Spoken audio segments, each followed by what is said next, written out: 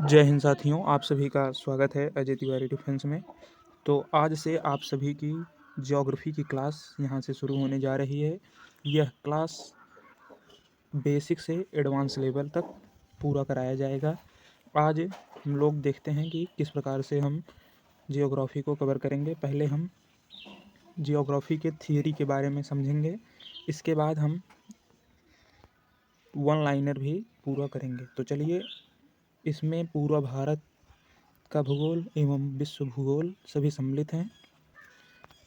शुरू करते हैं हम संक्षिप्त व विस्तृत थ्योरी बना। इसके अंदर हम देखेंगे कि पहले भारत का भूगोल, उसके बाद विश्व का भूगोल, इसके बाद हम देखेंगे सामान्य भूगोल, इसके बाद हम चलते हैं भारत के भूगोल में। तो भारत के भूगोल में हम सामान्य जानकारी के बारे में देखते हैं। सामान्य जानकारी के बारे में जानना इसलिए आवश्यक हो जाता है कि जैसे फैक्ट वाइज क्वेश्चन बनते हैं तो यहाँ से बनते हैं। तो सामान्य जानकारी में हम भारत के अक्षांशीय एवं देशांतरी विस्तार के बारे में जानते हैं। भारत जो है उत्तरी गोलार्ध में 8 डिग्री 4 मिनट से लेकर के 37 डिग्री 6 मिनट उत्तरी अक्षांश और 68 डिग्री 7 मिनट से लेकर के 97 डिग्री 25 मिनट पूर्वी देशांतर के बीच स्थित है।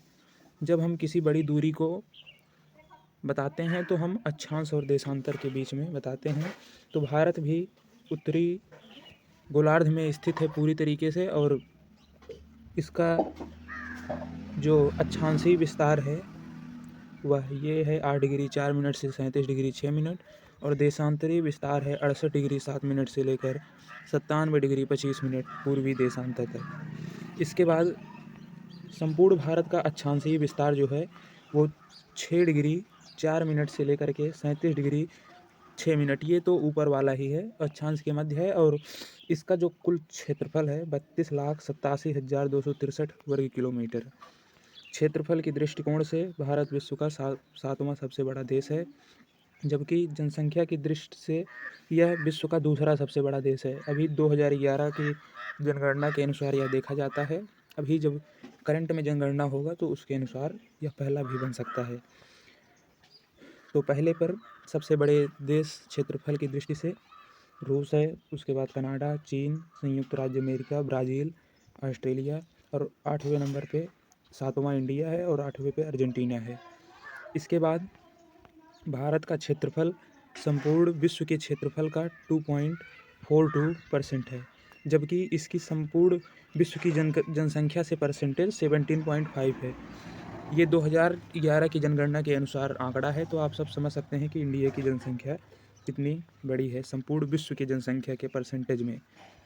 जनसंख्या की दृष्टि से विश्व के 8 बड़े देश हैं, जैसे कि चीन, भारत, संयुक्त राज्य America, Indonesia, Brazil, Pakistan, Bangladesh व रूस। ये जनसंख्या की दृष्टि से हैं। इसमें चीन जनसंख्या की दृष्टि पे पहले पर है, लेकिन अगर अब 2011 की जनगणना के अनुसार यह है, लेकिन अगर अब जनगणना होती है तो चीन को भी पीछे भारत छोड़ सकता है।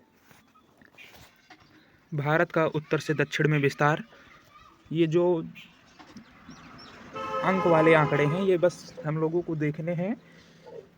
जैसे फैक्ट वाले जो हैं, क्षेत्रफल के हिसाब से भारत कौन सा देश है, जनसंख्या के हिसाब से भारत किस नंबर पे आता है, ये सब हमें बस याद करने हैं, और ये सब बाकी जानकारी के लिए देखने हैं। जैसे भारत का उत्तर से दक्षिण विस्तार 3,214 किलोमीटर है, व पूर्व से पश्चिम में विस्तार 2,933 किलोमीटर है। ये सब हमें बस जानकारी के लिए। भारत की स्थल सीमा की लंबाई 15,200 किलोमीटर है। इसके तटीय भाग की लंबाई 7,516.6 किलोमीटर है, परंतु मुख्य भूमि के तटीय भाग की लंबाई 6100 किलोमीटर है। ये भी हमें याद करने की ज़रूरत नहीं है। भारत की जलीय सीमा समुद्री सीमा से संबद्ध 7 देशों से पाकिस्तान, मालदीव, श्रीलंका, बांग्लादेश, म्यांमार, थाईलैंड और इंडोनेशिया से संबद्ध होती है। भारत की जल एवं स्थल सीमा से लगे देश हैं बांग्लादेश, म्यांमार और पाकिस्तान। ये हमें याद करने का ज़रूरत है, क्योंकि इसके पहले वाला भी स्थल सीमा किससे लगती है और जल सीमा किस किस देश से लगती है, ये दोनों फैक्ट भी हमें याद करने हैं। ये दोनों इम्पॉर्टेंट हैं। इसके बाद ये फैक्ट भी हमें इम्पॉर्टेंट है, इसको भी याद करने हैं पूरा ये वाला। तो चलिए पहले हम देख लेते हैं। भारत का सबसे दक्षिणी बिंदु जो है इंदिरा पॉइंट है। यह बृहद निकोबार द्वीप में स्थित है, ये भी इम्पॉर्टेंट है। पहले इसका नाम पिग्मेलियन पॉइंट था। यह भूमध्य रेखा से 876 किलोमीटर दूर है। भारत के सबसे उत्तरी बिंदु को हम इंदिरा कॉल कहते हैं, जो कि जम्मू कश्मीर में स्थित है। पश्चिमी बिंदु सरक्रीक गुजरात में है और पूर्वी बिंदु जो है वो वलांगू अरुणाचल प्रदेश में है। ये इम्पोर्टेंट है। कोलाबा पॉइंट मुंबई में, पॉइंट कालीमेर तमिलनाडु में एवं पॉइंट पेड्रो जाफना जो लिखा हुआ है श्रीलंका के उत्तर पूर्व में है। ये हमारे जैसे मुख्य कई पॉइंटें हैं। कोलाबा पॉइंट मुंबई में है, पॉइंट कालीमेर तमिलनाडु में एवं पॉइंट पेड्रो जो है वो जाफना श्रीलंका के उत्तर पूर्व में है। ये तो ऐसे प्रमुख पॉइंट हैं, इसको उतना याद करने की ज़रूरत नहीं है। इसके बाद है भारत एवं चीन की सीमा को मैकमोहन रेखा कहते हैं। यह रेखा 1914 ईस्वी में शिमला में निर्धारित की गई थी। यह इम्पॉर्टेंट पॉइंट है। भारत और चीन के मध्य जो बाउंड्री लाइन बनाई गई है वह मैकमोहन रेखा है और इसको 1914 में शिमला में निर्धारित किया गया था। इसके बाद भारत और अफ़गानिस्तान के बीच में जो बाउंड्री बनी है वह डूरंड रेखा है। यह 1896 में सर डूरंड द्वारा निर्धारित की गई थी। अब यह रेखा अफ़गानिस्तान एवं पाकिस्तान के बीच में स्थित है। जब पहले पाकिस्तान भारत में था तब यह रेखा बनाई गई थी, लेकिन भारत से अलग होने के बाद यह अफ़गानिस्तान और पाकिस्तान के बीच की रेखा बन गई है। इसके बाद रेडक्लिफ रेखा जो कि भारत एवं पाकिस्तान के बीच में है, यह 15 अगस्त 1947 को सर सीजे रेडक्लिफ द्वारा निर्धारित की गई थी, जो कि भारत और पाकिस्तान के बीच की रेखा है। ये तीनों रेखाएं बहुत ही इम्पॉर्टेंट हैं। इसके बाद ये भी इम्पॉर्टेंट फैक्ट है, दक्षिण में श्रीलंका भारत से पाक जलसंधि तथा मन्नार की खाड़ी द्वारा अलग होता है। यह पूछा जा सकता है कि श्रीलंका भारत से किस जलसंधि और किस खाड़ी द्वारा अलग होता है। तो जलसंधि पाक जलसंधि द्वारा और खाड़ी मन्नार की खाड़ी द्वारा भारत और श्रीलंका के बीच में पाया जाता है।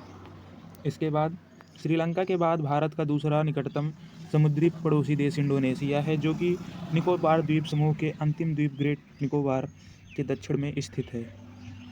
ये फैक्ट है। भारत का मानक समय इलाहाबाद के निकट मिर्ज़ापुर से गुजरने वाले 82.82 डिग्री पूर्वी देशांतर रेखा को माना गया है, जो कि ग्रीनविच समय से 5.5 घंटे आगे है। 82.5 डिग्री पूर्वी देशांतर 5 राज्यों उत्तर प्रदेश, मध्य प्रदेश, छत्तीसगढ़, उड़ीसा, आंध्र प्रदेश से होकर के गुजरता है।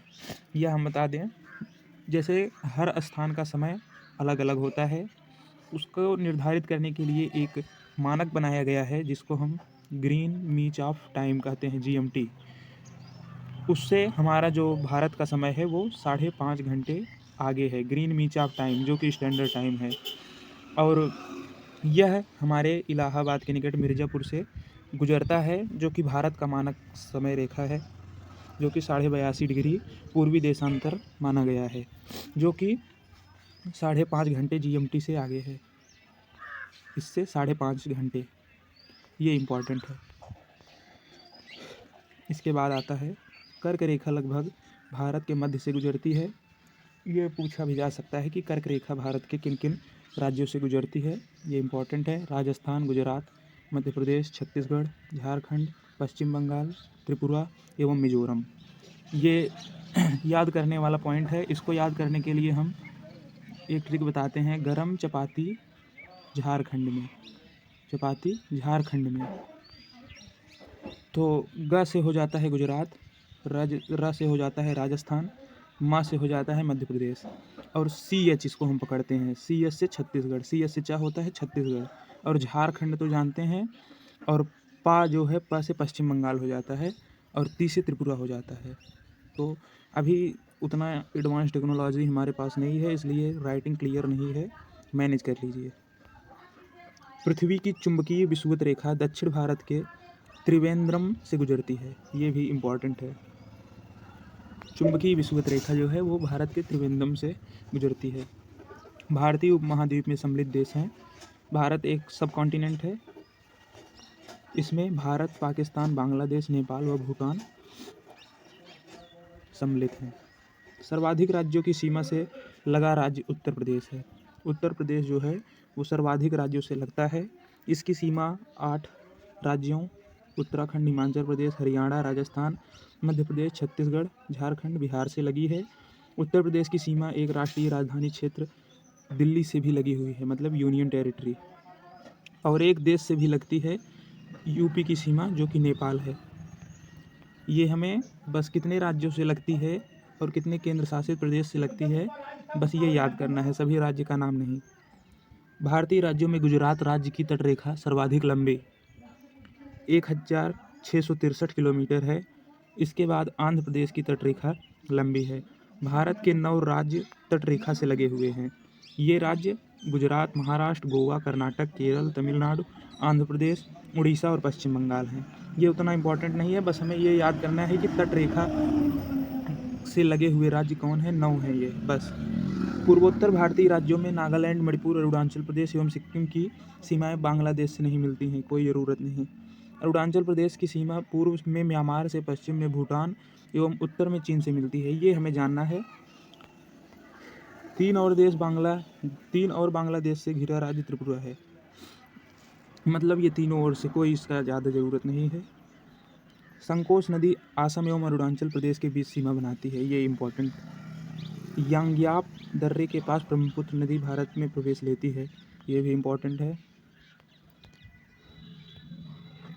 जोजिला दर्रे का निर्माण सिंधु नदी द्वारा, सिपकिला का निर्माण सतलज नदी द्वारा एवं जयलेपला का निर्माण तिस्ता नदी द्वारा हुआ है, ये इम्पोर्टेंट। इसके बाद जम्मू कश्मीर के लद्दाख क्षेत्र में स्थित काराकोरम दर्रा भारत का सबसे ऊंचा दर्रा 5624 मीटर है। यहाँ से चीन को जाने वाली एक सड़क बनाई गई है, ये इम्पोर्टेंट। राष्ट्रीय राजमार्ग 1A लेह को जोजिला दर्रा होते हुए कश्मीर घाटी से जोड़ता है। बुर्जिला दर्रा श्रीनगर में गिलगित को जोड़ती है और बनिहाल दर्रे से जम्मू एवं श्रीनगर से जाने का मार्ग गुजरता है, जो कि जवाहर सुरंग इसी में स्थित है। ये सब जितने भी दर्रे, सुरंग, पहाड़ होते हैं, ये सब इम्पोर्टेंट होते हैं। तुजू दर्रा मणिपुर, भारत एवं म्यांमार को जोड़ता है। सिपकिला दर्रा शिमला से तिब्बत को जोड़ता है। जीवित जड़ पुल मेघालय में पाया जाता है। यहाँ पे एक जनजाति के लोग जो कि रबर ट्री नामक पौधे के जड़ों का अनुवर्धन कर इन्हें जलधारा के आर पार सुदृढ़ पुलों में रूपांतरित कर देते हैं, जिसे जीवित जड़ पुल कहा जाता है। स्थानीय भाषा में इसे जिंग केंग ईरो कहते हैं। ये मेघालय खाड़ी जनजाति के लोग हैं। 3 अर्धकार चंद्रकार समुद्र तट तथा कन्याकुमारी से मिलते हैं। भारत में रामेश्वरम के निकट धनुषकोडी और श्रीलंका में तेलिया मन्नार के बीच समुद्र में डूबी प्रवाल द्वीप की एक रेखा है, जिसे आदम का पुल कहा जाता है। इसके बाद जाफना तमिल बहुल से श्रीलंका से एलिफेंटा दर्रे द्वारा जुड़ा है। तो थैंक्स यहाँ तक देखने के लिए। आज के लिए इतना ही। आशा करता हूँ कि यह अच्छा लगा होगा और यह डेली बेसिस पे एक क्लास मिलेगी, जिसमें पूरा भारत का फैक्ट और विश्व भूगोल के फैक्ट कराए जाएंगे। तो आज के लिए इतना ही। थैंक्स। अगर अच्छा हो तो like, subscribe, share, support me. जय हिंद।